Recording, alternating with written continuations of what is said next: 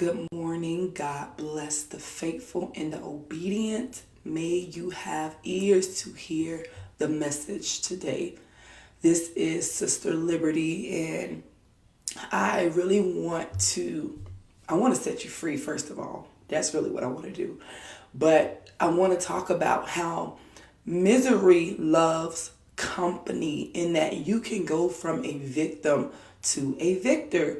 And I can say that because I used to be one who I took on a victim's mentality. So let's get into that this morning. Let's talk about the victim mindset, the victim mentality, and how if we don't come out of that, then we are going to stay at a miserable state. And we know we've heard this saying in the world, and it is true that misery loves company. You love those that are, falling on hard times. You love those that have similar experiences in common with you. You love those that are just they're going through something too. So let's just be miserable together. That's what that saying is. Hey, I just had a breakup. Did you just have a breakup? Yeah, I just had a breakup too. Did you just lose your job? Yeah, man, I just lost my job too.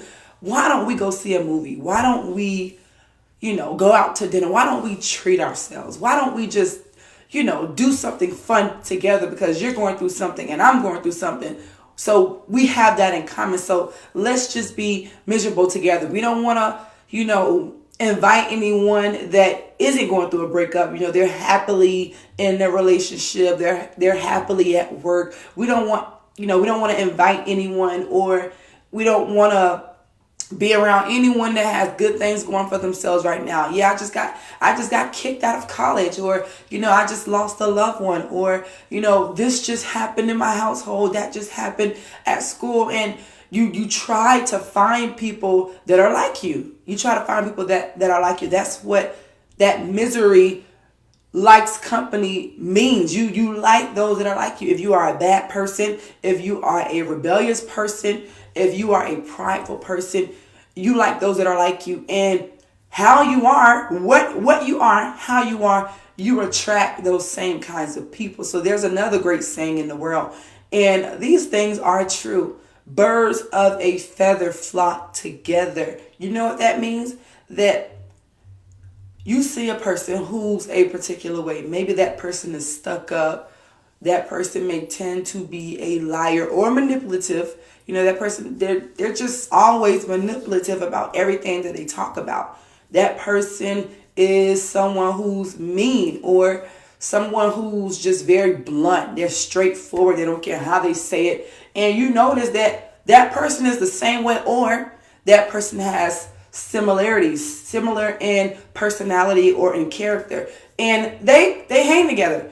And you see that group, you see those who connect together that are similar, and it makes sense. Like, oh, okay, that makes sense. You would hang out with someone that's more like you. You would hang out with someone that has similar traits, similar characteristics. You would hang out with those. So what you like or how you are, that's what you will attract. If you like bad people, if you are a bad person, let me just say that. If you are a bad person, you will attract bad people. If you are a liar, you will attract liars. If you are manipulative, you will attract manipulative people. If you are someone that's two ways, you will attract double-minded people. If you are someone you're just rebellious. You're rebellious. You're going to attract rebellious people. And I'm telling you, people will begin to attract those that are just like them. You don't understand how that law works. You wear that. And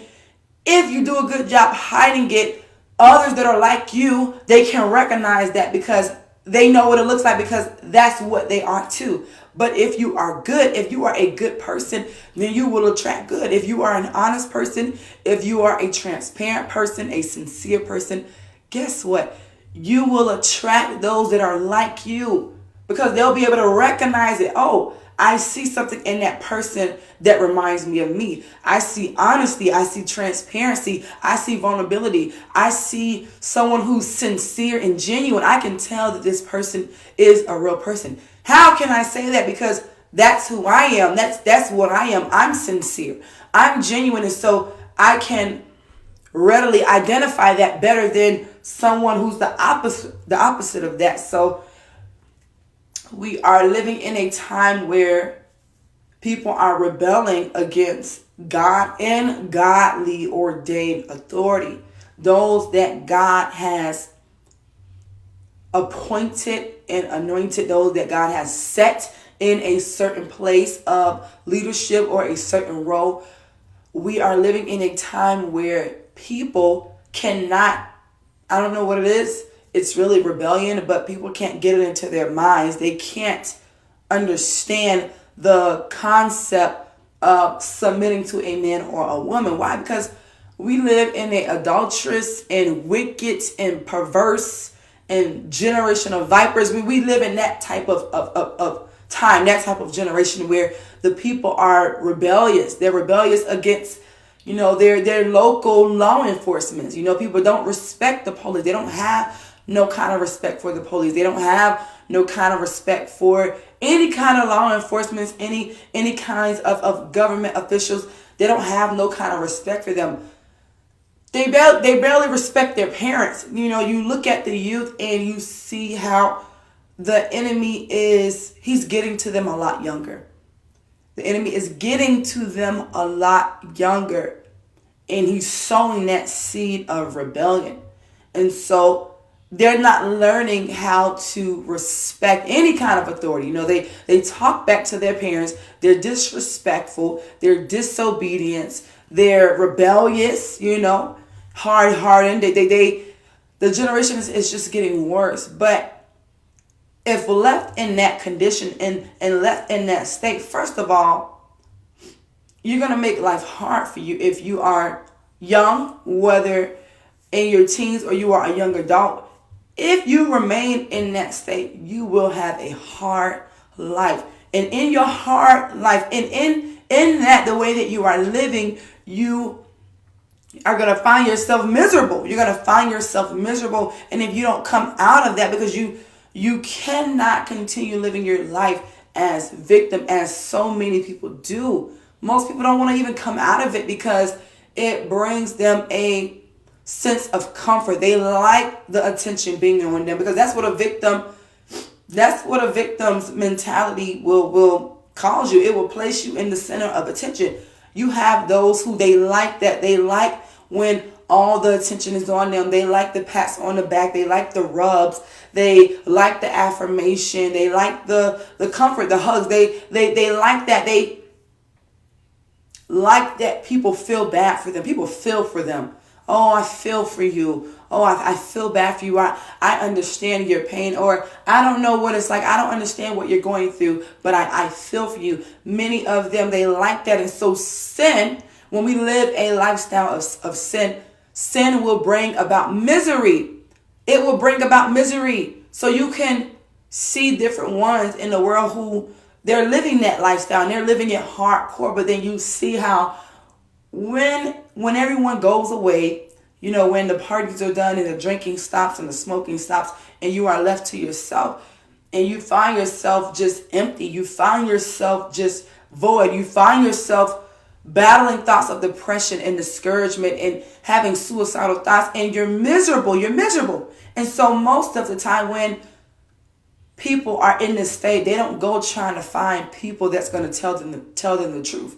Meaning they're not going to, it depends. If this person really just wants to be out of that, they may go and find someone who's going to tell them the straight up truth and love. Hey, I know you are a sincere person.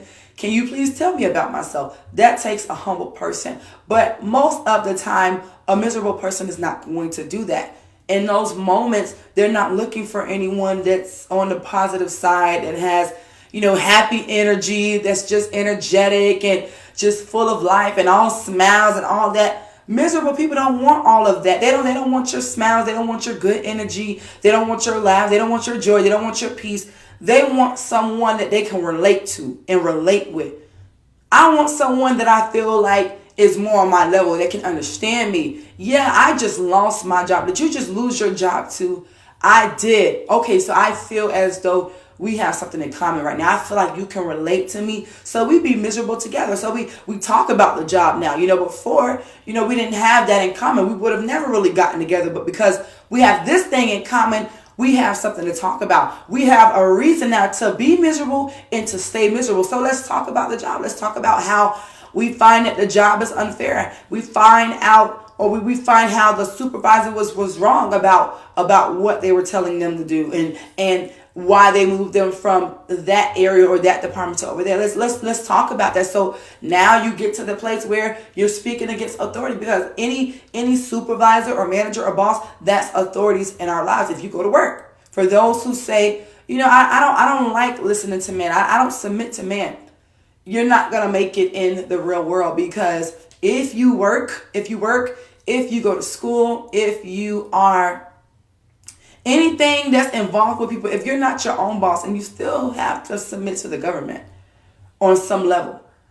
So unless you're your own boss, then you really don't have to worry about anyone being over you except the government. But in most cases, when you work, someone is always set over you. So if you have that mindset that says, I can't submit to a man, then you're not going to last long. You're going to be a person that's always without a job. And so those that are miserable, they're going to talk about what's happening in the job.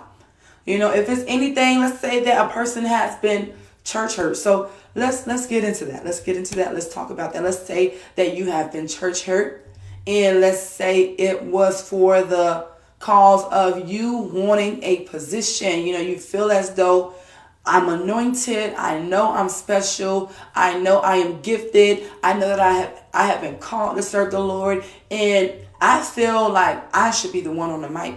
I feel like I should be the one exhorting. I feel like I should be the one laying hands on people. I feel like I should be the one interpreting the tongues or giving a prophetic word. My hand gets hot. My eye burns sometimes. My feet get hot. I feel like I should be the one on the scene. I should be the one seen. And so I want the mic. But the order of the church doesn't permit you to just get the mic, because you have to undergo, spiritual development because of different immaturities and different personality flaws. You have to, go through a training process, just like when you are starting a career. You don't make it yet to the top. You got to start at the bottom.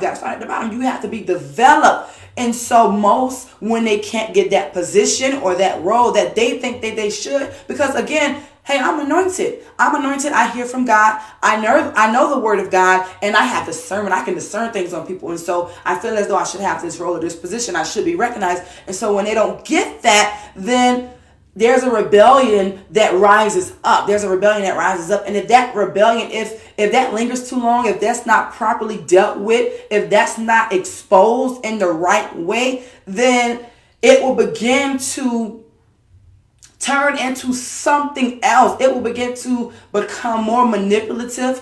That rebellion will begin to come out more. And once it's uncovered and exposed, and now that individuals or those individuals, they have to leave. And when they leave, they're going to talk about what happened. Just like those who got fired from work, they're going to start talking about the manager and the people at work and how that person always did that. They're going to start talking about work. Why? Because, man, we both got fired. So now we have something to talk about. We can talk about the manager and how, man, but he always do this. He's always coming back from his break. She's always letting that one get away with that.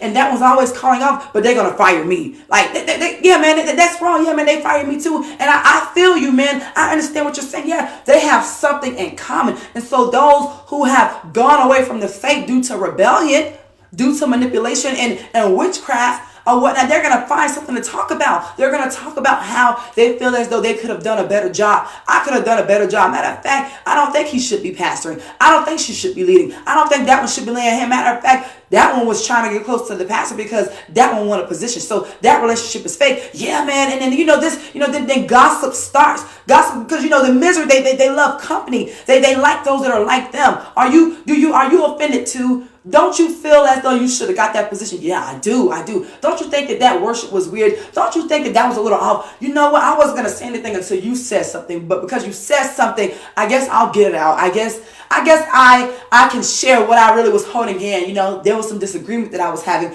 that I didn't want to share with anyone, and I wasn't going to say anything, but since you brought it out, yeah, I do disagree. I do disagree. So they're going to find those that are like them. They're not going to call those that are, you know, spiritually focused, you know, and living a lifestyle of holiness. They're not going to connect with those because they don't want to hear the truth. They don't want anyone telling them that they're wrong. They don't want to be rebuked because as far as they are concerned, you know, with themselves, with them, that they are justified. Oh no, I'm justified because I feel things should have been this way. And so they are going to connect with those that can relate. They're going to connect with those that are feeling what they're feeling. Do you feel as though, you know, you should have been seen more? Do you feel as though you should have been in a position by now? You've been here for 13 years. You've been at the church for 15 years. You've been at the church for 10 years.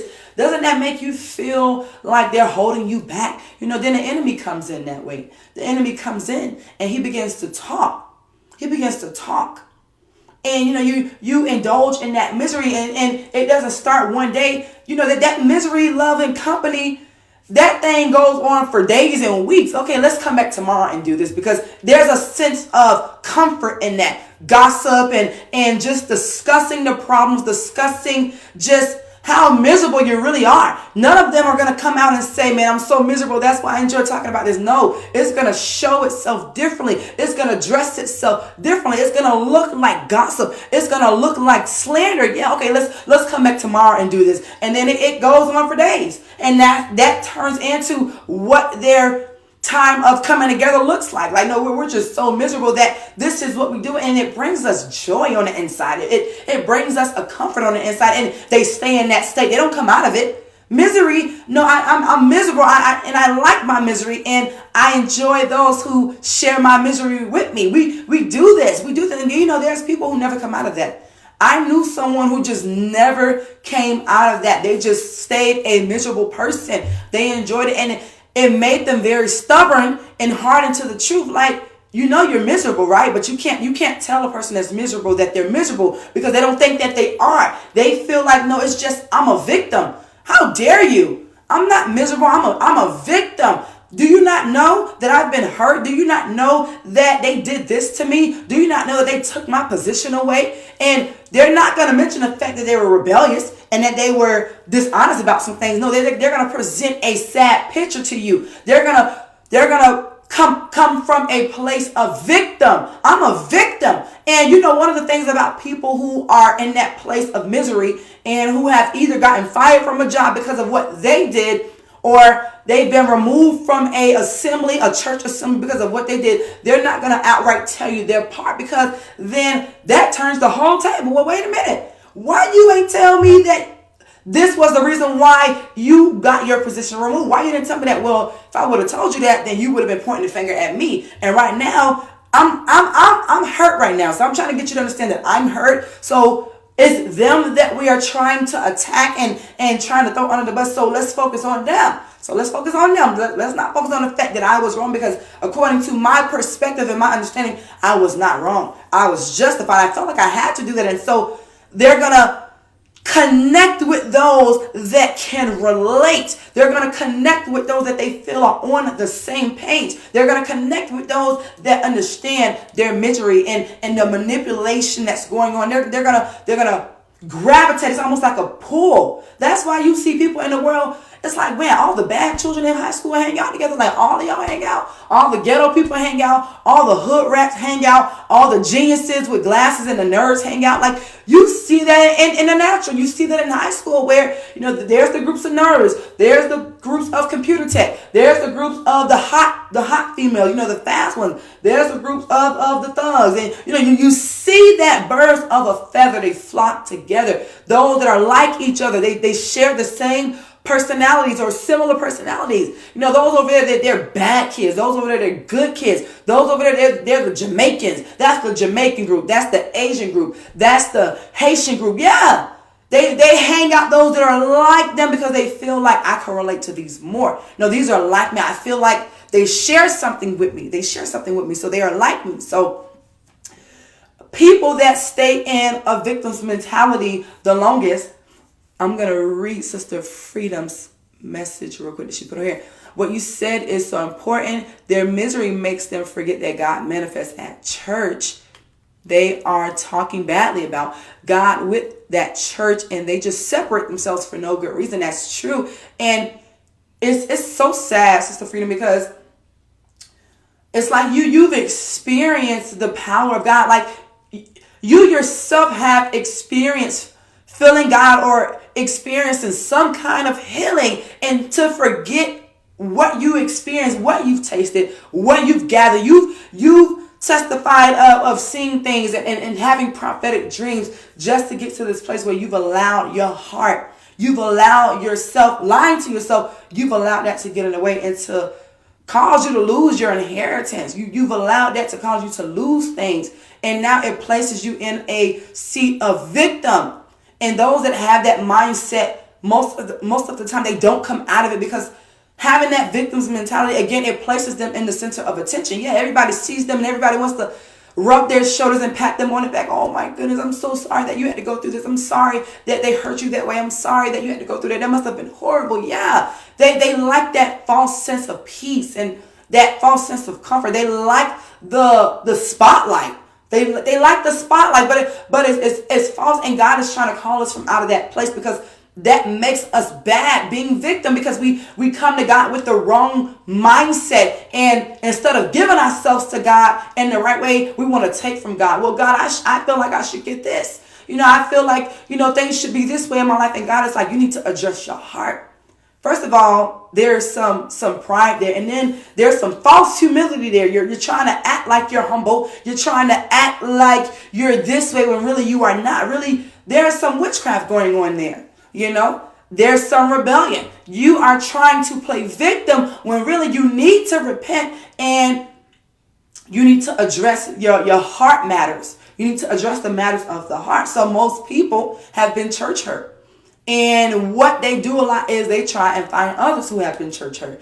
And before you know it, they start coming together. Yeah. So tell me what happened to you. Well, I was going to this church for X amount of years, and I was looking for a spouse, and I was told that I can't do that. Okay, tell me your story. Well, I was going to this church, and someone rebuked me, and I was offended, so I left. Okay, well, tell me your story. Well, I felt as though things should have been this way. They took my position, and so I left. And so they all now have something in common. They were hurt by church. They were hurt by church. So what do you think they're going to do? They're going to talk about church. They're going to talk about the things of God and how they think church should run it. And that's how people come up with their own church. That's how people start their own church and be in error. Be in error. You got people starting a church because they've been church hurt, preaching on the mic, preaching hurt.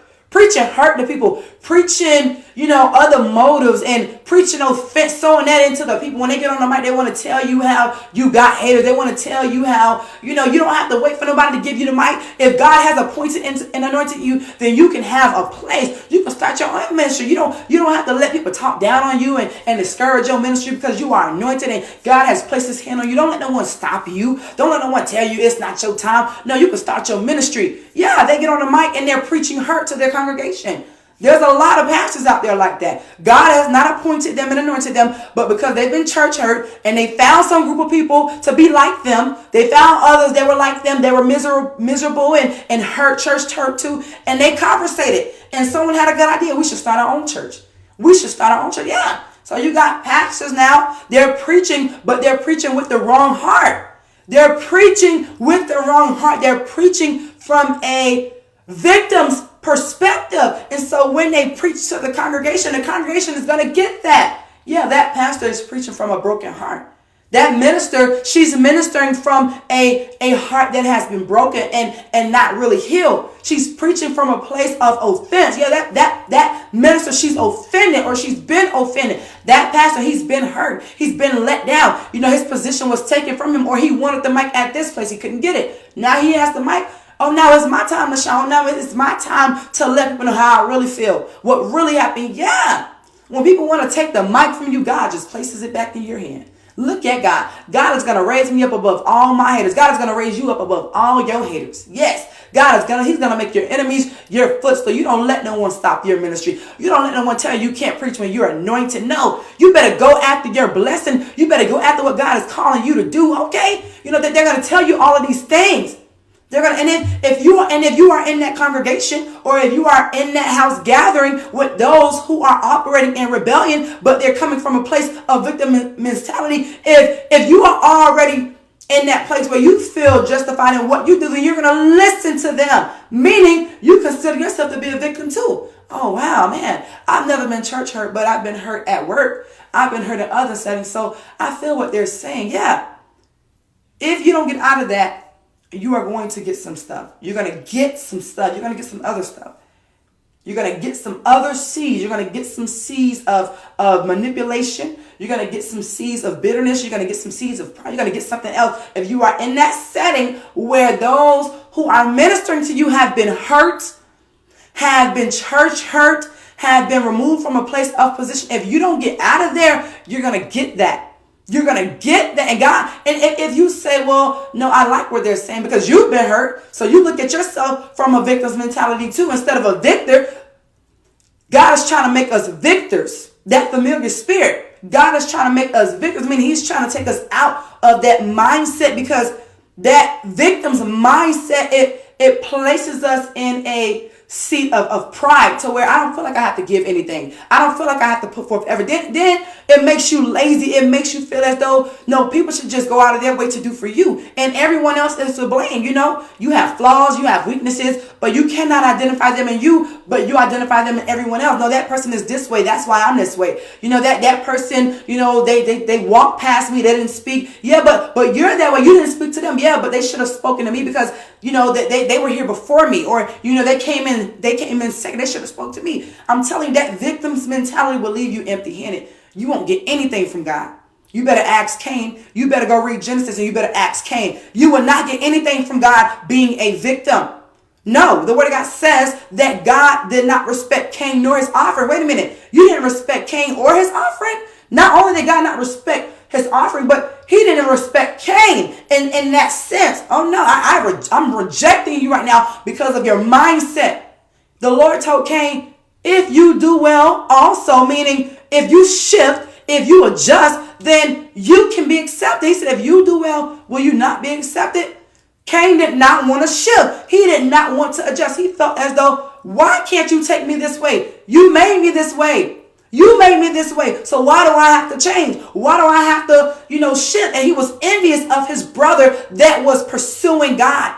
He was envious. Yeah, you got brothers and sisters who have left the faith because they were envious of those who were striving. Yeah, they're envious of the man of God who God is speaking to and flowing from. They're envious at the fact that the hand of God is on that man. So they're going to slander his name. They're going to speak bad about him. They're going to present him in a bad light because they're envious. Instead of them adjusting and shifting and agreeing, they're going to speak about the man of God who God speaks to, the prophet in the land. God speaks to him. God uses him mightily, but because there's envy, there's strife, there's jealousy, there's contention, there's other offenses. Yeah, the man of God is doing things in the order of God and in the structure of God, and you don't like that. You don't like that because you feel as though you can do a better job than him.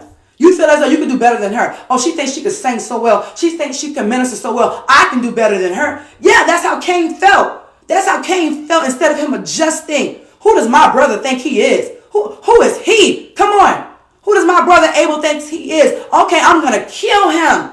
I'm going to do something bad to him. You're supposed to be on the same team with your brother, Cain. That's your own blood. That's your brother. That's what the Lord says. Where is your brother? Am I my brother's keeper? You're supposed to be. You should be. Am I my brother's keeper? Who am I? What am I supposed to, defend my brother? Am I supposed to protect my brother? You are. That's your brother in the Lord. That's your physical brother. That's why we are supposed to be a body. That's your brother and your sister in the Lord. You are supposed to protect them. You are supposed to guard their back as a form of intercession when you put on the armor of God. That's your brother and your sister in the faith. But I can't be connected to them. We can't be one body when there's division in the camp. There's breaches in the camp. There's disagreement in the camp. No. So Cain missed out. He missed out. God put a mark on him. Well, God cursed him, and then God had to put a mark on him. Why? Because he was not trying to come out of that victim's mindset. Cain, you know you can be a victim, right? Yeah, I know, but you need to accept me this way. This is the way that you made me. No, I don't want to do that. The Lord told him, if you don't shift, sin lies at the door. He was okay with that. Cain was okay with that. Well, okay. Okay, well, can you just put a mark on me, because everybody that sees me, they're gonna want to kill me. Can you just put a mark on me? He missed the fact that the Lord said sin lies at the door. Cain, if you shift, Cain, if you adjust, Cain, if you agree, Cain, things can change for you. I can accept you. I can be the God that you want me to be. Cain, you could be the son that I want you to be, but you don't want to change. You don't want to shift. You like the victim's mindset. Cain liked being victim, but I like how it feels. I like how it makes me feel. I like the attention that I get. Okay, this is going to be your punishment. I'm going to curse you. But no, Lord, everyone that, that victim mentality. See, that victim mentality says, but this. But everyone's going to want to kill me when they see me. Okay, I'll put a special mark on you, Cain. You still could adjust, Cain. Cain, you still can adjust. Sometimes those that are miserable, they just want a little quick fix. They just want God to fix them in their mess. No, God, I don't want you to change me. I just want you to change the things around me. Like, no, don't change me, Lord. Just change the people around me. Give me a new group of people in my circle. Just remove the people. Although it's you that needs to change, but that victim mentality will blind you. It'll make you think that everybody else is the problem. Lord, don't change me. Just change those around me. That's what Cain was saying. No, don't change me. Just put a mark on me so that no one gets to me. Please. Put a mark on me so that they don't try to kill me, Lord, please. Instead of him changing. Everyone around the person that's miserable, they're the problem. They're the problem. It's my circle, Lord. Just change my circle. I don't want to hang out with that person, because every time they come around, they want to be positive. Nobody wants to hear all of that positive talk. Nobody wants to, please. So they're going to gravitate to those that are either doing worse than them or that are doing just like they are. Yeah. How you act is what you will attract.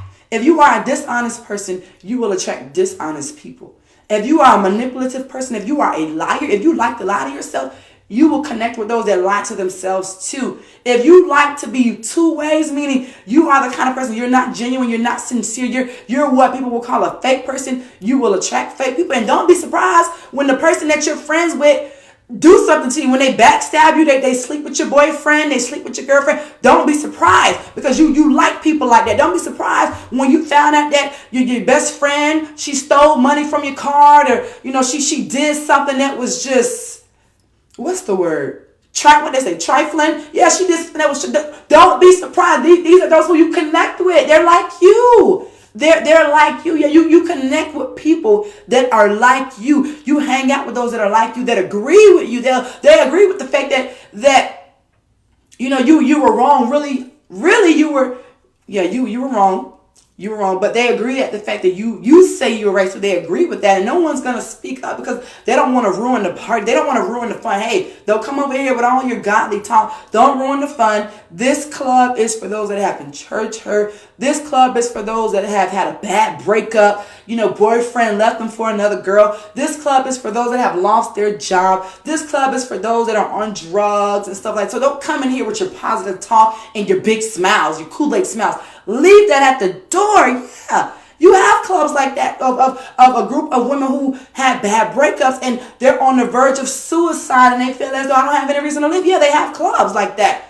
Yeah, so why are you here? Well, I'm here because my boyfriend of, 1 year, he left me for another girl. Oh, me too. And then they're all just falsely comforting each other. There are places like that because the misery loves, this is a place of, misery and company. I had a family member that a couple months ago, I heard he had went to this counseling place of people who do drugs and have lost loved ones. And so it's an atmosphere of depression and sadness and discouragement. And so you dare not to come up in there with your positive energy. Like, no, this is a time to dwell on sadness. This is a time to just grieve in our victim state and, our state of depression and loss and hurt, people like that. They like the misery. It loves company and it keeps the company coming back. That's how Satan is. That's how Satan is. He's miserable in his cursed state. He can never live and dwell in the presence of God again. He may be able to come before God and accuse the brethren, but he's cursed. He's banned from heaven forever. He's a cursed being. And so guess what? He's miserable because he knows that his end is in the lake of fire. He has to deal with that for the rest of his life. He may not think about it, but because of his cursed state, he has to go and make other people's lives miserable. I got to make your life miserable because my life is hell. And so I got to make yours like hell too. Then we can have something in common. Then I can feel as though I'm keeping you company because your misery, it just keeps you sinning. And it keeps me doing something and having something to do. That's what Satan is doing with people. Yeah, I'm going to make your life miserable. And that's going to just cause you to sin more. And that's going to give me access to your life. So now we're both miserable. That's what Satan is doing. That's what Satan is doing. But God delivers people from that victim's mindset. And he gives people garments of victory to where that's no longer them. Oh no, I no longer make excuses for my sins. I no longer lie to myself. I no longer pretend. I'm no longer a liar. I no longer deal with that deep spirit of rebellion and pride. No, because I call things for what it is now. And I know who I am. And because I know who I am, I never have to go back to that place of victim because I understand that I do things. And the things that I do, I need to acknowledge before God that they are wrong and that they are bad. Yeah, I don't make excuses for what I do. I don't lie. I don't be a king. I'm no longer a Cain. I'm a Abel. I'm a King David. I'm no longer a Saul. I'm a King David. I'm no longer a Judas. I'm a Peter. I'm a Peter. No, I reign in victory now because that's what God has made me. Oh no, I don't do those things anymore. I don't lie to myself. I don't pretend. Oh no, I live at a place of victory. I'm an overcomer. I overcome. Victims, they don't overcome. They don't miserable people. They don't overcome unless they come out of that. They got to get to a place of humility first. They don't come out of that. So we are overcomers now. God has made us one that person, that one perseveres. That one is always trying to prevail against the works of their flesh and the works of sin in their life. That one is always pressing. That one is always plowing through. That one is always striving. That one is always fighting. Yeah, they spiral with the works of their flesh. They spiral with the works of darkness, the principality that tries to come and get them off guard. They spiral with them. Yeah, they're fighting. They're fighting. They're plowing. They're pressing because they no longer live at a place of victim, but they live at a place of victory. So that's how they carry themselves. And guess what? Victors attract victors. Overcomers attract overcomers. Good people attract good people. So that's their circle now. And so everyone's overcoming. Everyone's striving. And if someone is just a little slow, a little delayed, they have those who are around them, that great crowd of witnesses to encourage them, to push them, to strengthen them, to give them something to look to keep going. Yeah, we have a lot to look to. There's a crowd of witnesses that are cheering us on. And they're telling us, keep going. Yeah, you are a victor. Now, you don't walk with your head down. You walk with your head up. You got to keep your crown on. If I walk with my head down and my crown falls off and I got to keep it on so that I can cast it at Jesus' feet. Yes. See, yes, so we are victors. Oh, no, I'm no longer a victim. I don't play that game anymore. I don't wear that anymore. That's not my garment. My garment is garments of praise. My garment says victor on it. It no longer says victim. It says victor. And I need you to know that that's what it says because that's who I am. That's what God is making me. And he's still making me that because as I am becoming, he's making me more into who he is calling me to be because we are becoming. We are becoming. So that's the message. That's the message. May God give you the ears to hear in Jesus' name. God bless you.